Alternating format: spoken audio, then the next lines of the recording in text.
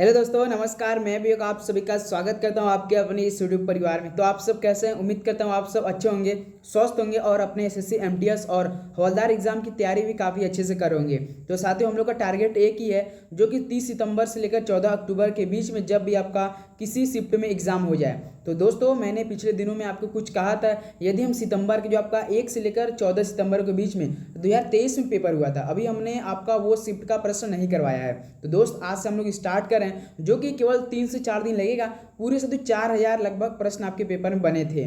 तो आज हम लोग स्टार्ट करेंगे। सबसे पहले इंग्लिश को देखेंगे, उसके बाद दोस्त आपका जीके प्रश्न देखेंगे। यदि आप पहली बार एग्जाम देने वाले हैं तो दोस्त ये क्लास सुबह के 11 बजे, शाम को 6:30 बजे जो हम डेली इसमें आपको प्रोवाइड करते हैं, बिल्कुल एक एक प्रश्न आपके एकदम एग्जाम के लिए वेरी वेरी इंपॉर्टेंट होने वाले हैं। तो दोस्त, वो आज इस सेशन में जितने भी हम प्रश्न करेंगे आपके परीक्षा के लिए बेहद इंपॉर्टेंट होंगे, और आप एक बार जरूर ये सेशन वो अटेम्प्ट कीजिएगा और देखिए कि आप लोग का किस तरह की तैयारी है। बिल्कुल आपको ओरिजिनल पेपर मिल जाए तो आप लोग कितना स्कोर बना पा रहे हैं। एक क्वेश्चन 3 नंबर का रहेगा, याद रखिएगा दोस्त। मेन आपका फोकस है साथियों जीके और इंग्लिश पे, क्योंकि मेरिट जो बनेगा आपको इस पे ही बनेगा। ओके, मैथ रीजनिंग तो कॉल आपको क्वालिफाइंग करना है।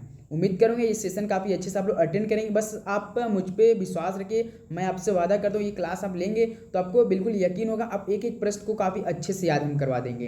टेंशन नहीं लेंगे आप लोग। ओके, तो चलिए देखते हैं आज इस सेशन का सितंबर का आपका पेपर हम करवाते हैं, जो कि 10 नंबर यहाँ से मिलेगा। याद रखिए, एसएससी एमटीएस एग्जाम ऐसा साथियों कि अगर आपने प्रीवियस ईयर के पेपर को हल कर लिया तो याद रखें कम से कम 10 से 12 प्रश्न वहाँ से फंसता आपके पेपर में। ओके, तो देखिए आज का हम लोग का पहला प्रश्न है और आप लोग भी जवाब देते चलेंगे साथ में। देखिए पहला प्रश्न क्या दिया, select the right antonym for the bracket word. यहाँ से आपको 3 नंबर जरूर मिलेगा। बताइए, he has a lot of vanity, इसका मतलब क्या बना? आपको वैनिटी का साथियों एंटोनिम बताना है। एंटोनिम का मतलब होता है विलोम शब्द। चलिए बताइए, सभी दोस्त बताएंगे right option. He has a lot of vanity, इसका मतलब ब्रैकेट वर्ड का आपको क्या बताना है? एंटोनिम बताना है। एंटोनिम मतलब विलोम शब्द होता है। एंटोनिम का मतलब होता है घमंड। तो अब इसके जस्ट आप लोग विपरीत बताएंगे, अपोजिट बताएंगे, तो क्या हो जाएगा? वैनिटी ह्यूमिलिटी हो जाएगा। ह्यूमिलिटी का मतलब होता है साथियों आपका विनम्रता। जिस प्रकार आपका वैनिटी का घमंड होता है, तो ह्यूमिलिटी का मतलब होता है तो विनम्रता होता है। ऑप्शन ये हम लोग के यहाँ से बिल्कुल राइट ऑप्शन हो जाएगा। ओके, उम्मीद करूंगा एकदम आराम से याद हो गया होगा। चलिए अगला सवाल देखते हैं साथियों। क्वेश्चन नंबर आपका सेकंड क्या दिया है? जितने भी टॉपिक इंग्लिश या जीके कराएंगे आपको वहां से प्रश्न देखने को मिलेगा। देखिए क्वेश्चन नंबर सेकंड के क्या दिया है, choose the option that is the synonym of the given word. Synonyms का मतलब होता है पर्यायवाची शब्द, आपने हिंदी में काफी किया होगा। चलिए, वाइटल का मतलब होता है अत्यधिक, आपका इंपॉर्टेंट, मुख्य, आवश्यक। तो आपका वाइटल का मतलब होता है इंपॉर्टेंट होता है। तो डी ऑप्शन क्या हो जाएगा हम लोग का? बिल्कुल राइट ऑप्शन हो जाएगा। ओके, चलिए नेक्स्ट अगला सवाल देखते हैं। क्वेश्चन नंबर आपका थर्ड क्या दिया है, supply suitable preposition in the following blank. तो आपको प्रेपोजिशन साथियों सिलेक्ट करना है। मतलब जैसे आपका सेंटेंस दिया है, टीयर्स यूज्ड आपका डैश फ्रॉम हिज आईलिड। तो इसका मतलब है साथियों उसकी पलकों से आंसू बही जाती है। तो इसका मतलब क्या हो जाएगा? टीयर यूज्ड क्या फिल इन द ब्लैंक्स बताएगा। चलिए दोस्त, आपको ये हम होमवर्क में दे रहे हैं। कल जो आज शाम को 6:30 बजे क्लास चलेंगे, इसी क्वेश्चन से हम लोग स्टार्ट करेंगे। ये सवाल आप सभी को एक टेस्ट हम दे रहे हैं, एक टेस्ट के रूप में लीजिएगा। देखते हैं आपका सूटेबल क्या हो जाएगा। ऑप्शन भी हम आपको बता दे रहे हैं, या तो ऑप्शन आपका बी होगा या तो ऑप्शन सी होगा। चलिए आप लोग इन दोनों में से गेस कीजिए क्या होगा। चलिए बताइएगा आप लोग। चलिए क्वेश्चन नंबर 4 देखते हैं क्या दिया है। देखिए क्वेश्चन नंबर 4 क्या दिया है, choose the word that is the opposite in the meaning to. Spurious का साथ आपको अपोजिट वर्ड बताना है, क्या होता है दोस्त? राइट ऑप्शन देंगे। चलिए फटाफट राइट ऑप्शन देंगे, क्या हो जाएगा दोस्त? तो आपका साथ इसका राइट ऑप्शन हो जाएगा जेन्युइन हो जाएगा। क्या हो जाएगा दोस्त? जेन्युइन। जेन्युइन का मतलब असली होता है दोस्त, आप सभी को। और जो आपका स्पूरियस दिया है, इसका मतलब होता है जाली होता है। इसका मतलब क्या होता है? जाली। तो जेन्युइन का मतलब क्या हो जाएगा दोस्त? असली हो जाएगा। ओके, तो 4 का हम लोग का सी बिल्कुल क्या हो जाएगा? राइट ऑप्शन हो जाएगा। चलिए नेक्स्ट अगला सवाल देखते हैं। क्वेश्चन नंबर आपका 5 क्या दिया है? देखिए, choose the correct synonyms fickle. चलिए आपको फिक्कल का साथियों पर्यायवाची शब्द बताना है, क्या होता है? चलिए राइट ऑप्शन। फिक्कल का मतलब होता है दोस्तों चंचल होता है। क्या होता है? चंचल होता है। अब बताइए इसका सिनोनिम्स बताइए आप लोग। तो आपका राइट ऑप्शन क्या हो जाएगा? इनकांस्टेंट हो जाएगा। क्या हो जाएगा दोस्त? इनकांस्टेंट हो जाएगा। ऑप्शन क्या हो जाएगा हम लोग का? बिल्कुल राइट ऑप्शन हो जाएगा। आपका इनकांस्टेंट का मतलब होता है अस्थिरता होता है शायद। बिल्कुल ए ऑप्शन हम लोग का यहाँ से करेक्ट ऑप्शन हो जाएगा। चलिए नेक्स्ट अगला सवाल देखते हैं। क्वेश्चन नंबर आपका 6 देखिए क्या है। अब यहाँ से आपको जीके के प्रश्न फिर इंग्लिश के ऐसे प्रश्न आपकी आदत हम बनवाने वाले हैं। याद रखिए काफ़ी मजा आएगा। तो डेली सुबह की 11 बजे शाम को 6:30 बजे क्लास आपको प्रोवाइड करते हैं। बिल्कुल एक एक प्रश्न आपके लिए सिलेक्शन वाले प्रश्न हम करवाते हैं। तो चैनल पर तो सब्सक्राइब जरूर कीजिएगा। देखिए फरवरी 2024 में अंतर्राष्ट्रीय न्यायालय यानी ICJ के नए अध्यक्ष के रूप में किसे चुना गया है, ये आपके करंट अफेयर के सवाल होने वाले हैं। तो फरवरी 2024 में अंतर्राष्ट्रीय न्यायालय यानी ICJ के नए अध्यक्ष के रूप में किसे चुना गया है, तो याद रखिए न्यायाधीश नवाब सलाम को चुना गया है। तो बी ऑप्शन यहाँ से दोस्त आपका बिल्कुल सही जवाब हो जाएगा। न्यायाधीश नवाब सलाम को बिल्कुल आपका रूप में चुना गया है उन्हें। ओके चलिए अगला सवाल देखते हैं साथ ही। क्वेश्चन नंबर आपका 7 क्या दिया है। राष्ट्रीय मतदाता कब मनाया जाता है, चलिए बताइए। राष्ट्रीय मतदाता दिवस किस तारीख को मनाया जाता है, राइट ऑप्शन देंगे तो ये साथियों का 25 जनवरी को मनाया जाता है। तो बी ऑप्शन क्या हो जाएगा हम लोग का, बिल्कुल राइट ऑप्शन हो जाएगा।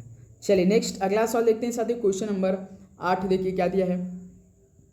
पूरा ग्रामीण क्षेत्रों में शहरी सुविधाएं प्रदान करना, ये मॉडल किसके द्वारा प्रवर्तित किया गया था। तो दोस्त जैसे आपका पूरा एक प्रकार का ग्रामीण क्षेत्रों में जो शहरी सुविधाएं प्रदान करना था, ये मॉडल किसके द्वारा प्रवर्तित किया गया था बताइए। तो याद रखिए दोस्तों ये APJ अब्दुल कलाम द्वारा प्रवर्तित किया गया था। ऑप्शन हम लोग का यहाँ से क्या हो जाएगा, बिल्कुल राइट ऑप्शन हो जाएगा। चलिए नेक्स्ट अगला सवाल देखते हैं दोस्त। क्वेश्चन नंबर आपका 9 देखिए क्या दिया है। चेराव नृत्य किस राज्य का पारंपरिक नृत्य है। तो साथियों चेराव नृत्य ये किस राज्य का पारंपरिक नृत्य है बताइए। तो ये दोस्तों आपका मिजोरम राज्य का है। तो बी ऑप्शन क्या हो जाएगा, बिल्कुल राइट ऑप्शन। याद रखिए जितने टोटल क्वेश्चन करेंगे कम से कम आधा आपका सही होना चाहिए, केवल आपका आधा दिया जा रहा है। याद रखिए हाफ आपको सही होना चाहिए, एक क्वेश्चन 3 नंबर का। चलिए देखते हैं क्वेश्चन नंबर 10 क्या दिया दोस्त। निम्न में से कौन सा निम्न कोटि का भूरा कोयला होता है जिसमें नम्यता के साथ उच्च मात्रा में नमी पाई जाती है। पूरे आपके ओरिजिनल पेपर का सवाल है। आप सोचेंगे सर इतना हार्ड क्यों प्रश्न आप करवा रहे हैं, तो दोस्त ये हम नहीं करवा रहे, आपका ओरिजिनल पेपर करवा रहा है। जिस तरह का आपका पेपर में प्रश्न बने थे, बताइए इनमें से सत्य कौन कोटि का भूरा कोयला होता है जिसमें नम्यता के साथ उच्च मात्रा में नमी पाई जाती है। तो आपका जो लिग्नाइट होता है ना सत्य उसमें पाई जाती है। डी हम लोग का यहाँ से बिल्कुल राइट ऑप्शन हो जाएगा। चलिए नेक्स्ट अगला सवाल देखते हैं। क्वेश्चन नंबर आपका 11 क्या दिया है। देखिए निम्नलिखित में से किस मौलिक अधिकार को 1978 में अनुच्छेद 300 के अनुसार कानूनी अधिकार बना दिया गया। बताइए दोस्त किस मौलिक अधिकार को 1978 में अनुच्छेद 300 के अनुसार कानूनी अधिकार दिया गया था। राइट ऑप्शन दीजिए सभी लोग, क्या हो जाएगा 11 का बिल्कुल राइट ऑप्शन। तो याद रखिए दोस्त संपत्ति का अधिकार, बी ऑप्शन क्या हो जाएगा बिल्कुल राइट ऑप्शन। जितने भी हमारे भाई या बहन हैं पहली बार एग्जाम देने जाने वाले हैं तो उनको एग्जाम का पैटर्न तो बिल्कुल अच्छे तरीके से मालूम होगा, क्योंकि देखिए आप लोग पहला एग्जाम देंगे तो आपका जो कि 45 मिनट का समय दिया जाएगा, जो कि सबसे पहले आपका जब कंप्यूटर खुलेगा, कंप्यूटर पेपर होगा तो सबसे पहले आपको रीजनिंग मैथ को हल करना पड़ेगा। उसमें साथ ही नेगेटिव मार्किंग नहीं रहेगा, सेम 45 मिनट का समय दिया जाएगा, लेकिन क्वेश्चनों का जो रहेगा संख्या वो कम रहेगा। मैथ रीजनिंग साथ ही 20-20 क्वेश्चन आएगा, जो कि आपको केवल क्वालिफाइंग करना है उसको। यदि आप लोग जनरल बिलोंग कैटेगरी की बिलोंग करते हैं तो 12 क्वेश्चन सही कीजिएगा। यदि आप लोग दोस्त OBC के हैं तो 10 क्वेश्चन सही करना पड़ेगा। अगर आप लोग SC ST से हैं तो 8 क्वेश्चन सही करना पड़ेगा। तभी उसके बाद जब आपका जिस दिन चेक होगा तो उसी दिन उसके बाद आपका GK और इंग्लिश का मेन आपका पेपर चेक होना स्टार्ट होगा, तो जो कि मेन इसी पे मेरिट बनेगा। एक क्वेश्चन 3 नंबर का, इनमें नेगेटिव मार्किंग 1 नंबर का रहेगा। सेम आपका 45 मिनट ही समय दिया जाएगा, लेकिन इसमें नेगेटिव 1 रहेगा। ओके, तो ये आपका पैटर्न होने वाला है। बिल्कुल आप लोग इधर उधर ना कीजिए, आप लोग केवल पढ़ाई फोकस कीजिए, क्योंकि 57 लाख फॉर्म अप्लाई हो चुका है। ज़्यादा ही हुआ है, कम नहीं हुआ है। देखिए चक्रवर्ती गोपालचारी ने निम्नलिखित में से किस राज्य में नमक सत्याग्रह का नेतृत्व किया था। बताइए चक्रवर्ती गोपालचारी ने किस राज्य में नमक सत्याग्रह का नेतृत्व किया था बताइए। तो ये तमिलनाडु राज्य में किया था। तो बी ऑप्शन क्या आ जाएगा हम लोग का बिल्कुल राइट ऑप्शन हो जाएगा। चलिए नेक्स्ट अगला सवाल देखते हैं। क्वेश्चन नंबर आपका 13 देखिए क्या दिया है। भारतीय संविधान का कौन सा अनुच्छेद राष्ट्रपति के पद की अवधि से संबंधित है। बताइए सत्य भारतीय संविधान का ऐसा कौन सा अनुच्छेद जो कि राष्ट्रपति के पद की अवधि से संबंधित है। तो इसका राइट ऑप्शन हो जाएगा सत्य अनुच्छेद आपका 56 है। तो डी ऑप्शन क्या हो जाएगा आपका बिल्कुल यहाँ से राइट ऑप्शन हो जाएगा। चलिए अगला बताइए। क्वेश्चन नंबर आपका 14 क्या दिया है। देखिए अगस्त सितंबर के महीनों में उड़ीसा के लोगों द्वारा मनाया जाने वाला नोआखाई जुहार किस प्रकार का त्यौहार है। बताइए उड़ीसा के लोगों द्वारा मनाया जाता है नौखाई जुहार, ये किस प्रकार का त्यौहार जो कि अगस्त सितंबर में मनाया जाता है। महीना भी पूछ देता है कभी कभी, ये आप लोग याद रखिएगा। तो याद रखिए एक प्रकार का सत्यो एक कृषि पर्व है। ऑप्शन ही हम लोग का यहाँ से बिल्कुल राइट ऑप्शन हो जाएगा। ओके चलिए अगला बताइए। क्वेश्चन नंबर आपका देखिए 15 क्या दिया है। बास्केटबॉल के खेल में एक समय में एक टीम में कितने खिलाड़ी होते हैं, बताइए साथियों। बास्केटबॉल के खेल में एक समय में एक टीम में कितने कितने खिलाड़ी होते हैं, बताइए कितने कितने होते होंगे। ये तो आप लोग राइट ऑप्शन दे ही सकते हैं बिल्कुल। तो 5 प्लेयर होते हैं।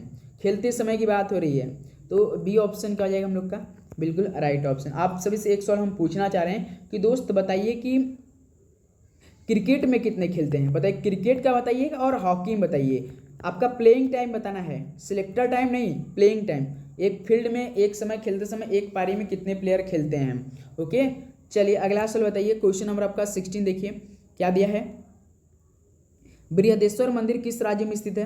देखिए बृहदेश्वर आपसे सीधे पूछा है, बृहदेश्वर मंदिर किस राज्य में स्थित है, जिसमें चोल वास्तुकला है और जिसे सम्राट राज राजा द्वारा बनवाया गया था। देख रहे हो, केवल आपको इतना सवाल पढ़ने की जरूरत नहीं पड़े, केवल आपको पढ़ना है कि बृहदेश्वर मंदिर किस राज्य में स्थित है। आपको पूरा जानकारी दे दिया है। क्या दिया, जिसमें चोल वास्तुकला है, याद रखिए ये प्रश्न आपके पेपर में बना, जिसमें कि चोल वास्तुकला है और जिसे सम्राट राज राजा द्वारा बनवाया गया है। बताइए ये किस राज्य में स्थित है।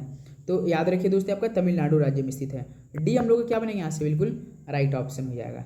चलिए अगला बताइए। क्वेश्चन नंबर आपका 17 देखिए क्या दिया है। कौन सा भारतीय लॉन टेनिस खिलाड़ी 1954 में पुरुषों का एकल खिताब जीतने वाला पहला एशियाई खिलाड़ी बना। बताइए साथियों, 1954 की बात हो रहा है, पुरुषों का एकल खिताब जीतने वाला पहला एशियाई खिलाड़ी बना था, भारतीय लॉन टेनिस खिलाड़ी था ये। तो कौन था, चलिए राइट ऑप्शन दीजिए। तो याद रखिए साथियों, रामनाथन कृष्णन थे। ऑप्शन क्या हो जाएगा हम लोग का, राइट ऑप्शन हो जाएगा। चलिए अगला सवाल बताइए। क्वेश्चन नंबर आपका 18 क्या दिया है, देखिए बल जो पिंड को वृत्ताकार तरीके से बनाए रखता है वह कौन सा बल होता है। चलिए राइट ऑप्शन दीजिए। बल जो साथी जो पिंड को वृत्ताकार तरीके से बनाए रखता है तो वो आपका अभिकेंद्री बल होता है। ऑप्शन ए क्या हो जाएगा यहाँ से आपका, बिल्कुल करेक्ट ऑप्शन हो जाएगा। ओके, चलिए नेक्स्ट अगला बताएंगे। क्वेश्चन नंबर आपका 19 क्या दिया है। स्वतंत्र भारत ने अपना पहला ओलंपिक स्वर्ण पदक कहाँ जीता था। इंपॉर्टेंट सवाल है साथियों, याद रखिए। इस बार तो भाई साहब भारत को काफ़ी निराशा हुई, एक भी स्वर्ण हम लोग के पास नहीं आया। चलिए दोस्त हम सभी से आप सवाल पूछ रहे हैं कि इस बार जो हाल ही में मतलब 1 हफ्ता हुआ होगा, इसमें ओलंपिक कहाँ हुआ था, ये आप लोग हमें बता सकते हैं। सीधा आपके पेपर पूछेगा 2024 का ओलंपिक कहाँ पर आयोजित किया गया। चलिए बताइए, देखते हैं कौन बिल्कुल सही जवाब देगा। बिल्कुल एक बार में सोचना नहीं है, सोचना नहीं है, ऐसी आपके करंट अफेयर तैयार होना चाहिए। देखिए क्वेश्चन नंबर 19 क्या दिया, स्वतंत्र भारत ने पहला ओलंपिक स्वर्ण पदक कहाँ जीता था, बताइए। तो ये आपका दोस्त लंदन में जीता था, याद रखिएगा। बी ऑप्शन क्या हो जाएगा, बिल्कुल राइट ऑप्शन हो जाएगा। चलिए नेक्स्ट अगला सवाल देखते हैं। क्वेश्चन नंबर आपका 20 क्या दिया है। देखिए सैयद वंश का संस्थापक खिज्र खान निम्नलिखित में किसके शासनकाल में मुल्तान का राज्यपाल बना। बताइए सैयद वंश का जो संस्थापक था साथियों खिज्र खान। 1-2 प्रश्न यहाँ से मिले हैं। सैयद वंश का संस्थापक कौन है, खिज्र खान है, जो कि किसके शासनकाल में मुल्तान का राज्यपाल बना था, बताइए। तो ये दोस्त आपका फिरोज शाह तुगलक। तो बी ऑप्शन क्या हो जाएगा, बिल्कुल राइट ऑप्शन हो जाएगा। चलिए नेक्स्ट अगला बताएंगे दोस्त। क्वेश्चन नंबर आपका 21 देखिए भाई साहब, टोक्यो ओलंपिक आ गया दोस्त। क्वेश्चन नंबर 21 देखिए, टोक्यो ओलंपिक 2020 में भारत द्वारा जीते गए रजत पदकों की संख्या बताइए। कितने डीपली सवाल आपसे पूछ रहा है, आप लोग एक बार गौर कीजिएगा, एनालिसिस जरूर करते चलिएगा। कितना डीप में प्रश्न पूछ रहा है। फिलहाल का पेपर है 2023 का सितंबर के महीने का, जो कि फिर आपका सितंबर के महीने में ही स्टार्ट हो रहा है। बस लास्ट में आपका वो स्टार्टिंग में हो गया था। बताइए टोक्यो ओलंपिक 2020 में भारत द्वारा जीते गए रजत पदकों की संख्या कितनी थी। तो याद रखिए केवल 2 जीते थे, केवल 2 जीते थे। यहाँ से सी ऑप्शन हम लोग का दोस्त बिल्कुल राइट ऑप्शन हो जाएगा। ओके, चलिए अगला बताइएगा। क्वेश्चन नंबर आपका 22 देखिए, इंग्लिश का प्रश्न आपको फिर बताना है। Choose the correct word for the given sentence. I were you I would accept the offer. इसका मतलब यदि मैं आपके जगह होता तो मैं ये प्रस्ताव अवश्य स्वीकार कर लेता। I were you I would accept the offer. तो दोस्त यदि मैं आपकी जगह होता तो मैं ये प्रस्ताव को जरूर स्वीकार कर लेता, एक्सेप्ट कर लेता। तो इसमें क्या, इफ यदि क्या हो रहा है कि नहीं, if I were you I would accept the offer, if यदि ऑप्शन ए हो जाएगा। बिल्कुल केवल आपको साथ ही सेंटेंस को पढ़ना, एकदम आराम से पढ़िएगा, टेंशन फ्री होकर एकदम आराम से करें। इंग्लिश आपके प्रश्न में ही आंसर छिपा रहता है, ऐसा इंग्लिश होता है, बस आपको समझने की देरी है दोस्त, याद रखिएगा। चलिए अगला सवाल देखते हैं साथियों। क्वेश्चन नंबर आपका 23 देखिए क्या दिया। Select the most appropriate meaning of the given idiom. Bite your tongue. याद रखिए दोस्तों जो इडियम का है ना, ये टॉपिक आपके पेपर में 2 प्रश्न हर बार पूछता है, यहाँ से 6 नंबर आपको मिलने वाला है, तो याद रखिएगा। चलिए बताइए गिवन इडियम जो दिया है, बाइट योर टंग, इसका मीनिंग आपको बताना है दोस्त, बताइए। बाइट योर टंग का मतलब होता है आपके जुबान संभाल कर बोलो। जुबान जो होता है आपका संभाल कर बोलो, तो इसका मतलब क्या हो जाएगा? टू अवॉइड टॉकिंग हो जाए। क्या हो जाएगा दोस्त? टू अवॉइड टॉकिंग, बात करने से बचने के लिए। तो याद रखिए दोस्त, यहाँ से सी ऑप्शन आपका क्या हो जाएगा? बिल्कुल राइट ऑप्शन है, टू अवॉइड टॉकिंग हो जाएगा। बाइट और टंग का मतलब होता है दोस्त जुबान संभाल कर बोलोगे। उसके बाद दोस्त टू अवॉइड टॉकिंग, इसका इडियम क्या हो जाएगा? तो बात करने से बचने के लिए। जस्ट इसके आप लोग अपोजिट या सेम टू सेम नहीं बताएंगे, कुछ उल्टा रहेगा। सी ऑप्शन का आ जाएगा हम लोग का राइट ऑप्शन हो जाएगा। चलिए नेक्स्ट अगला सवाल देखते हैं। क्वेश्चन नंबर आपका 24 देखिए। Choose the word that is opposite in the meaning to. बताइए दोस्त, अभी जस्ट हमने ये सवाल किया था, ये सवाल आप सभी लोगों के लिए होमवर्क करना है। देखते हैं किसका माइंड एकदम बिल्कुल स्मार्टली वर्कली एकदम काम कर रहा है। चलिए बताइए, हमने शायद दूसरा या तीसरा सवाल कराया है दोस्त। आपको बता देना, स्पूरियस का मतलब हमने शायद जाली आपको बताया था, जाली बताया था दोस्त, मुझे याद है एकदम अच्छी तरीके से। आपको इस सवाल का हमें होमवर्क में राइट ऑप्शन देना है। ओके, ऑप्शन या तो बी होगा या तो ऑप्शन सी होगा, यही हैगा। चलिए अगला देखते हैं सदी। कोई दो सवाल आपको होमवर्क में दे चुके हैं सदी, जो कि आपको बिल्कुल राइट ऑप्शन देना है दोस्त। देखिए क्वेश्चन नंबर 25 क्या दिया? निम्नलिखित में से किसे एफएम रेडियो का पेटेंट कराने का श्रेय दिया जाता है? बताइए दोस्त, किसे एफएम रेडियो का पेटेंट कराने का श्रेय दिया जाता है? बताइए। तो ये दोस्त आपका एडविन एच आर्मस्ट्रांग को दिया जाता है। ऑप्शन सी क्या हो जाएगा हम लोग का? बिल्कुल राइट ऑप्शन हो जाएगा। चलिए नेक्स्ट अगला बताएंगे सभी दोस्त। क्वेश्चन नंबर आपका 26 देखिए क्या दिया है? निजी क्षेत्र की इकाई का प्राथमिक उद्देश्य क्या है? तो दोस्त जो निजी क्षेत्र होता है ना, निजी क्षेत्र जैसा अपना खुद का, उसका इकाई का प्राथमिक उद्देश्य क्या है? बताइए, तो लाभ हो जाएगा। याद रखिएगा ऑप्शन क्या हो जाएगा यहाँ से आपका? बिल्कुल राइट ऑप्शन हो जाएगा। चलिए नेक्स्ट अगला सवाल देखते हैं साथियों। क्वेश्चन नंबर आपका 27 क्या दिया है? युद्ध के दौरान वीरता के विशिष्ट कृत्यों को प्रदर्शित करने के लिए दिया जाने वाला सर्वोच्च शौर्य सैन्य अलंकरण कौन है? तो दोस्त जो युद्ध होता है उसके दौरान वीरता का जो सर्वोच्च पुरस्कार मिलता है, जो कि साथ वो शौर्य सैन्य अलंकरण कहलाता है, वो कौन सा होता है चक्र? बताइए, महावीर चक्र होता है या आपका सेना पदक या परमवीर चक्र या शौर्य चक्र? बताइए युद्ध के दौरान तो कौन मिलता है? तो आपने देखा होगा परमवीर चक्र होता है। तो सी को हम लोग यहाँ से क्या कर सकते हैं? लॉक कर सकते हैं। उम्मीद करूँगा सर 27 क्वेश्चन तक पहुँच चुके हैं, आपको किसी भी क्वेश्चन में डाउट नहीं होगा, यही उम्मीद कर। अगर कोई भी साथ कोई भी क्वेश्चन हो या एग्जाम से रिलेटेड या सब्जेक्ट कुछ भी डाउट हो तो आप बेहिचक पूछिए, आपका भाई आपके साथ खड़ा है। कोई भी क्वेश्चन भी आपको बिल्कुल डेली का जवाब देते हैं, याद रखिए एक भी क्वेश्चन नहीं छोड़ते, एक भी डाउट किसी का नहीं रखते हैं, हर का जवाब हम देते हैं। चलिए अगला बताइए दोस्त। क्वेश्चन नंबर आपका देखिए 28 क्या दिया है? तारकुंडे समिति 1975 का संबंध किससे था? बताइए, जो दोस्त आपका तारकुंडे समिति 1975 में हुआ था उसका संबंध किससे था? तो ये साथियों याद रखिए चुनावी सुधार से था। डी हम लोग का यहाँ से चुनावी सुधार बिल्कुल राइट ऑप्शन हो जाएगा। ओके, चलिए अगला बताइएगा। क्वेश्चन नंबर आपका देखिए 29 क्या दिया है? डैश को 5वीं पंचवर्षीय योजना के दौरान पेश किया गया था। बताइए साथियों, किसको 5वीं पंचवर्षीय योजना के दौरान पेश किया गया था? ऑप्शन पढ़ेंगे तभी आप लोग राइट ऑप्शन देंगे। बताइए, तो ये दोस्त आपका न्यूनतम आवश्यकता कार्यक्रम को 5वीं पंचवर्षीय योजना के दौरान पेश किया गया था, हाजिर किया गया था। ऑप्शन ए हम लोग के यहाँ से दोस्त बिल्कुल राइट ऑप्शन हो जाएगा। ओके, चलिए अगला बताइए। क्वेश्चन नंबर आपका 30 क्या दिया है? देखिए, निम्नलिखित में से किसने इंडियन मिरर अखबार प्रकाशित किया था? यहाँ से भी दोस्त आपको 3 नंबर मिल रहा है, क्योंकि जरूर आपका पुस्तक लेखन से आएगा। आपका एसएससी एमटीएस एग्जाम ऐसा है कि जीके का जो आपका सेक्शन रहेगा 10 से 12 क्वेश्चन आपको बिल्कुल प्योर आपकी स्टैटिक जीके चैप्टर वाइज मिलेगा। तो आप लोग तैयार रहेगा। एक बार अपना प्लीज़ राय दीजिए कि हम लोग चैप्टर वाइज भी स्टार्ट किया जाए। एक बार आप लोग प्लीज़ हमें कन्फर्म कीजिएगा कि आप लोग को चैप्टर वाइज प्रोवाइड करवाएं क्या, काफ़ी इंपॉर्टेंट रहेगा वो आपके लिए। तो याद रखिए, तो इंडियन मिरर अखबार के प्रकाशित किया था किसने? देवेंद्रनाथ टैगोर ने किया था। बी हम लोग का यहाँ से बिल्कुल राइट ऑप्शन हो जाएगा। चलिए अगला सवाल देखते हैं। क्वेश्चन नंबर आपका 31 क्या दिया है? देखिए, मानव फेफड़े द्वारा उत्सर्जित वायु में कार्बन डाइऑक्साइड का प्रतिशत कितना होता है? चलिए बताइए, मानव फेफड़े द्वारा जो उत्सर्जित वायु में कार्बन डाइऑक्साइड का प्रतिशत आपसे पूछ रहा है कितना होता है? तो दोस्त आपका लगभग 4.4% होता है। ओके, देखिए ऑप्शन आपका डी यहाँ पर दिया है, तो डी हम लोग क्या हो जाएगा? बिल्कुल राइट ऑप्शन हो जाएगा।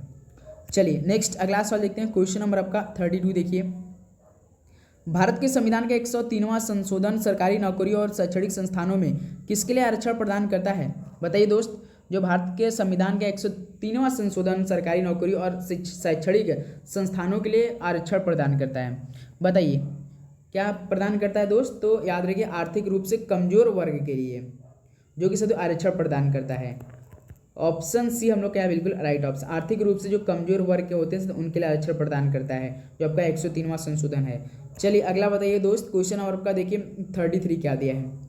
देखिए भारतीय रेगिस्तान के पश्चिमी सीमा पर स्थित है। तो बताइए दोस्त, भारतीय रेगिस्तान किस पहाड़ी के पश्चिमी सीमा पर स्थित है? बताइए, आप लोग राइट ऑप्शन दीजिए, कुछ सोचिए समझिए और राइट ऑप्शन दीजिए, क्या हो जाएगा इस राइट ऑप्शन। तो भारतीय रेगिस्तान दोस्तों अरावली पहाड़िया के पश्चिमी सीमा पर स्थित है। याद रखिएगा डी ऑप्शन अरावली आपका पहाड़ी बिल्कुल यहाँ से राइट ऑप्शन हो जाएगा। ओके, चलिए नेक्स्ट अगला बताइएगा, क्वेश्चन नंबर आपका 34 देखिए। देखिए प्रथम एशियाई खेलों का मेजबान कौन सा एशियाई देश था? तो दोस्त जो आपका पहला क्या हुआ था, पहला आपका एशियाई खेल हुआ था, उसका मेजबान कौन सा एशियाई देश था? थाईलैंड, इंडोनेशिया, भारत या जापान? तो कौन हो सकता है सदैव? अपना प्यारा भारत हो सकता है। तो यहाँ से हम लोग का सी ऑप्शन क्या हो रहा है दोस्त, बिल्कुल राइट ऑप्शन हो जाएगा। तो प्यारा भारत के नाम से तो आप लोग जरूर लाइक कीजिएगा दोस्त इस पे। ओके, चलिए अगला बताइएगा, क्वेश्चन नंबर आपका 35 देखिए क्या दिया है।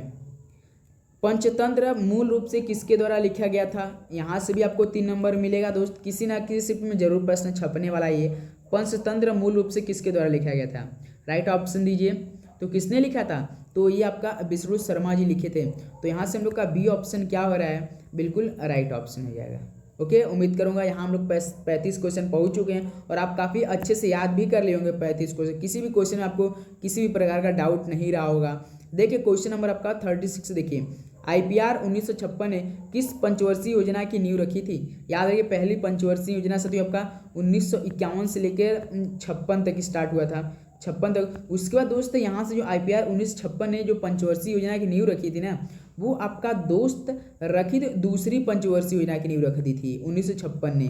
ऑप्शन क्या हो जाएगा, बिल्कुल राइट ऑप्शन, जो कि 1956 से लेकर 1961 तक चला था आपका। ओके, चलिए आप लोग हमें एक सवाल और बताइए दोस्त कि जो भारत की नवीनतम जनगणना हुई थी वो किस वर्ष में हुई थी? जनगणना से भी आपके पेपर में जरूर सवाल बनेगा, 1 से 2 क्वेश्चन। चलिए बताइए नवीनतम जनगणना किस वर्ष की जनगणना कहते हैं?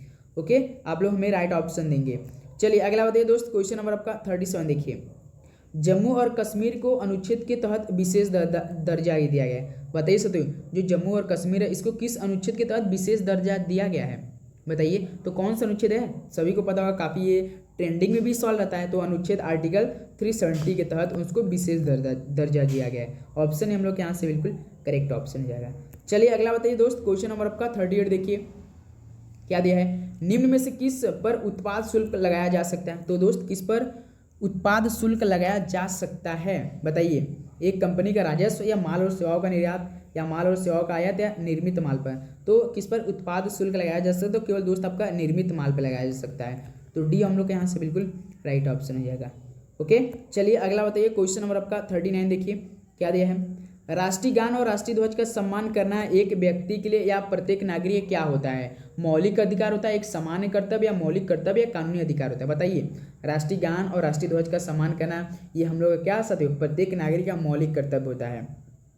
तो मौलिक कर्तव्य, मौलिक अधिकार, सी ऑप्शन रॉन्ग, सामान्य कर्तव्य, मौलिक कर्तव्य। देखिए ऑप्शन सी बिल्कुल आपका राइट लग रहा है, प्रत्येक नागरिक का एक प्रकार का मौलिक कर्तव्य। बिल्कुल अच्छे से आप लोग राष्ट्रीय गान और राष्ट्रीय ध्वज का सम्मान करते हैं। तो सी ऑप्शन क्या हो जाएगा, राइट ऑप्शन हो जाएगा। चलिए नेक्स्ट अगला सवाल देखते हैं दोस्त, क्वेश्चन नंबर आपका 40 क्या दिया है।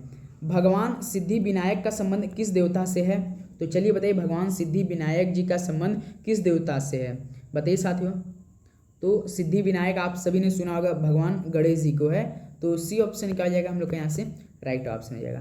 तो चलिए नेक्स्ट अगला भी सवाल देखते हैं दोस्त। सॉरी दोस्त, यहाँ से टोटल केवल 40 क्वेश्चन ही करना था आज की सेशन से। तो आप लोग बताइए दोस्त, टॉप 40 प्रश्न जो कि आपका प्रीवियस ईयर के पेपर यहाँ से कंप्लीट हो चुका है। तो बताइए आप सभी का कितना स्कोर रहा आज की सेशन से?